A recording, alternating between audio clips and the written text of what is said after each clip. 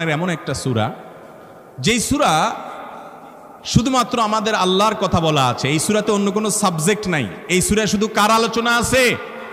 এরকম আরেকটা সূরা কোরআনে নাই যে সূরার শুরু থেকে শেষ পর্যন্ত শুধু আল্লাহর গুণগান আছে, আল্লাহর বৈশিষ্ট্যের কথা আছে, আল্লাহর একত্ববাদের কথা আছে, অন্য কোনো সাবজেক্টই নেই।